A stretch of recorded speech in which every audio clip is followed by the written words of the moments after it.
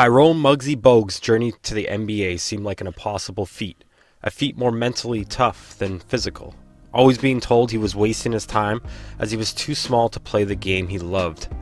Muggsy had always been skilled, had the abilities to compete with the best in basketball, but standing at just 5 feet 3 inches, no one believed in him. But there was one person that did. There was one person that had confidence in Bogues, and that was Bogues himself. It's simple. You don't get anywhere in life without believing in yourself first. Then the rest will follow. I remember coming home and telling Mom how cruel the kids were.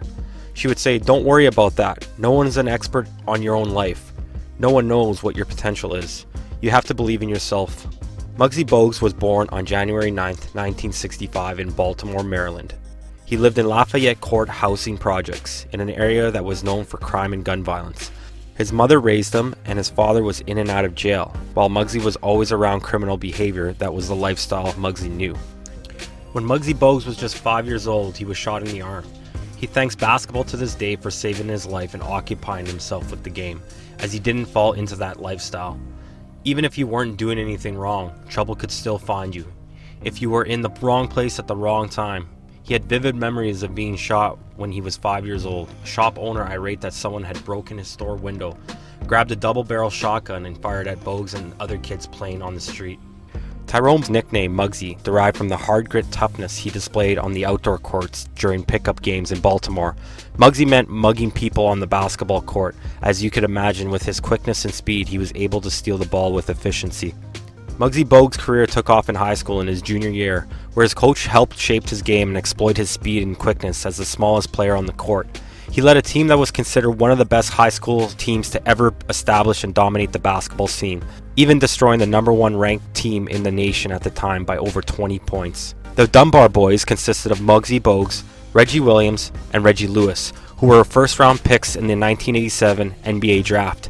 David Wingate was a second-round pick the previous year. These players all played on the same team, and to many are the best team ever to play high school basketball. No team has ever had 4 players on a high school team that made the NBA. Muggsy Bogues was considered the best player on the team playing the point guard position while ranking top 10 nationally in assists and averaging 12 points a game, leading the Dunbar team to a 29-0 and a 31-0 for back-to-back undefeated seasons through 1981 to 1983 seasons. It was evident that the shortest player in NBA history knew how to play the game in a big way. For more on this story, check out ESPN's 30 for 30 Baltimore Boys, a look back at this incredible story. Despite the success of Bogues and the Dunbar team, Muggsy only received 2 scholarship offers from Division I schools, which were Georgetown and Wake Forest. Deciding to go to Wake Forest immediately upon receiving the letter, Wake Forest knew what they were getting in Muggsy as a player. The fastest player on the court, a floor general, who is a natural leader, a hard-nosed, in-your-face defender, a player who makes everyone around them better, and more importantly, he was an extension of the coach on the floor, able to control the tempo and dictate the offense. Most people don't know, but Muggsy reported in an interview that he could easily dunk the basketball. He was also recorded having a 44-inch vertical at Wake Forest. When asked why he didn't dunk in games, he just flat out said it's way too difficult to do so for him. Up until this point in his basketball career, Bogues was about to face his toughest challenge yet. While his critics seemed to double in size, he struggled within the first season at Wake Forest, barely getting any playing time while adjusting to the bigger and the quicker game.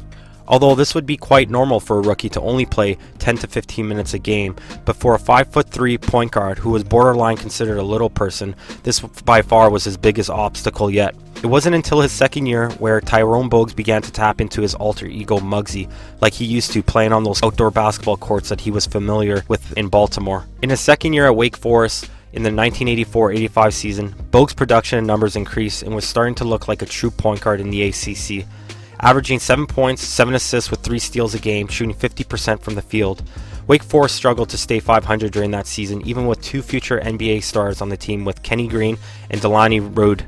During his third year in the 85-86 season, Bogues continued with the starting point guard role, averaging 11.3 points a game, 3.1 rebounds a game, 8.4 assists and 3 steals, shooting 45% from the field. Remarkable numbers for a player that is 5'3", able to distribute the ball and make everyone around him better.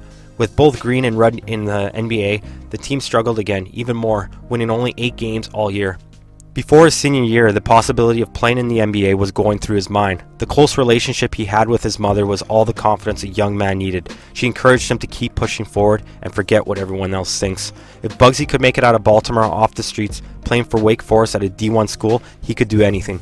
This was Bogues' time to shine. In his senior year during the 1986-87 season, Muggsy put up his best numbers yet, averaging almost 15 points a game and 4 rebounds. Yes, 4 rebounds, with 9.5 assists and 2.4 steals a game. Although another disappointing season and not even making the national tournament, no social media back then, no internet, you might be wondering how Muggsy even got noticed. The thing about Muggsy on the court is that everyone notices him, even though he's small relative to the other players. This actually worked out to his advantage, getting recognition in the regard of how small he was and having the stats to back it up. His statistics for a point guard in the era in the mid-80s was nothing short of incredible. The game itself is played much differently in college, orchestrated around play calling and offensive sets. At the end of his senior year in 1987, Bogues earned a first-team All-ACC, at the time holding the assist records of 579 for his career with Wake Forest. He also received the Francis Pomeroy Naismith Award, which was the most outstanding player under 6 feet tall. Muggsy was a dedicated and disciplined player on Wake Forest and wasn't the type to make excuses.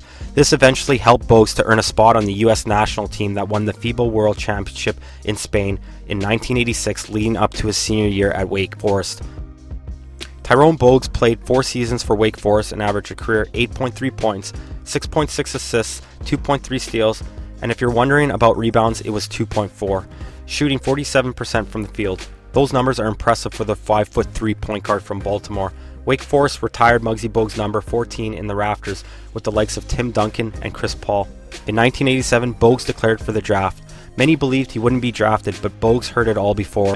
The Washington Bullets select Tyrone Bogues, Wake Forest. Also drafted in that class was David Robinson, Kenny Smith, Scottie Pippen, Kevin Johnson, Horace Grant, Reggie Miller, and Mark Jackson. All had exceptional careers in the NBA and were drafted within the first 18 picks.